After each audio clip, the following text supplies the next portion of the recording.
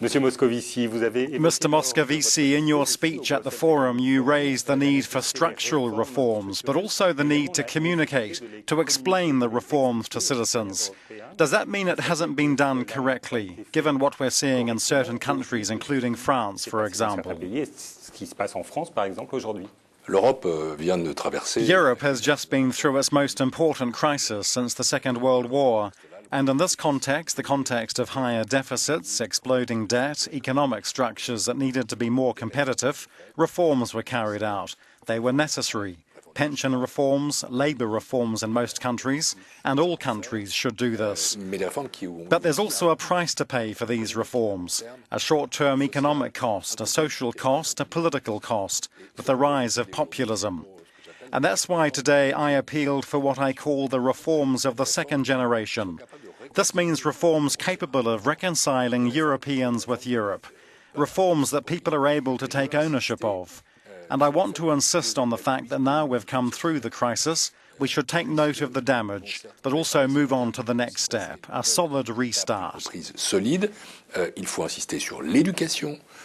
We have to insist on education, what I call human capital, which enables us to be strong in terms of the workforce. It means not only primary and university education, but lifelong learning.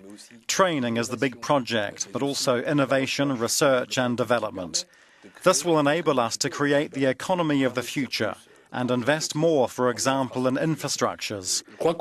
I think today the big task is to reconcile economics with the social and the politics, and to do this in such a way that Europeans can be proud of their reforms. Reconcile the economics and social issues, but when we see the labour reforms in France, which are out of step with what's been done in other states, and when we see the reaction in the street, don't you have the impression that France is a country that has difficulties carrying out reforms? The country is capable of reforming itself, but it has to do it by taking into account its own social structures, political, and plan the reforms well. Everyone can't do the same reforms in the same way, in the big and small nations.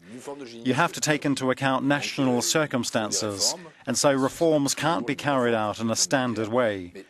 But when it comes to labour reforms, I'm very clear. We need labour reforms, ambitious reforms, because otherwise you always have the same people in work and the rest excluded. If you want to have unemployment forever, don't change. If we want to be able to create jobs, yes, reforms are needed. The other important subject is the referendum on Britain's EU membership in just under 2 weeks. Polls show it's neck and neck. I imagine the Commission is prepared for the worst. Is there a plan? It's really about shared interests for the British and for the Europeans, that we don't work on another scenario. We will see what happens the day after. But it's hard to believe that the Commission does not envisage the worst, preparing in case of a vote for a Brexit, Britain leaving the European Union. No one can predict in a scientific way what will happen the day after. That's politics, the dynamics of it. We don't know what will happen. We ask ourselves, as an ordinary citizen, a simple question. What solution is the most beneficial for my country and for myself? And I haven't seen anyone able to prove economically that to leave the European Union is something positive. On the contrary, everyone could see, and international institutions showed us in a serious way, the economic risks of a Brexit. We have to avoid that, and I think British voters, no matter what their feelings or emotions, they will be rational.